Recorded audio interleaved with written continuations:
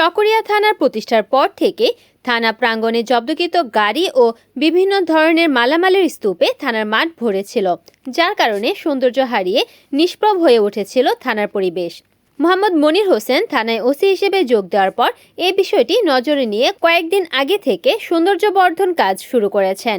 থানার প্রাঙ্গণে জমে থাকা আবর্জনা পরিষ্কার করে বিভিন্ন ধরনের ফুলের চারা ও ফলজাত চারা গাছ রোপণ কাজ চলমান রেখেছেন।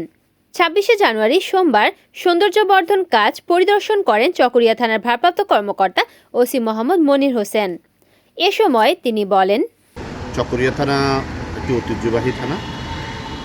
থানার প্রাঙ্গণ বেশ বড়, কিন্তু দীর্ঘদিন যাবৎ এখানে বিভিন্ন আলামতের ময়লা আবর্জনা বাগার পরিস্থিতি তৈরি হয়। তা আমরা পুলিশ সদস্যরা সবাই মিলে এটাকে পরিষ্কার পরিচ্ছন্ন করার চেষ্টা করতেছি, যেন থানাটা প্রাণ ফিরে পায়। আপনারা দেখেন ইতিমধ্যে আমাদের সকল সদস্যরা মিলে আমরা এখানে পরিষ্কার পরিচ্ছন্নতা অভিযান করছি। এখানে একটা সুন্দর পার্ক ছিল মানুষের বসার মতো, এটা বিভিন্ন আলামতের গাড়ির কারণে এটা একদম আবদ্ধ হয়ে এটা আর এখানে বসার মতো কোনো অবস্থা ছিল না। আমরা সকল সদস্যরা মিলে এটা পরিষ্কার পরিচ্ছন্ন করছি। আমরা চাচ্ছি যে থানা পূর্বের ন্যায় তার প্রাণ ফিরে পাক এবং মানুষের যে আস্থার জায়গা সেটাও তৈরি। একই সাথে আমরা মানুষের আস্থা অর্জনের জন্য চেষ্টা করছি এবং থানার পরিবেশ ফিরে আনার জন্য চেষ্টা করছি। ধন্যবাদ।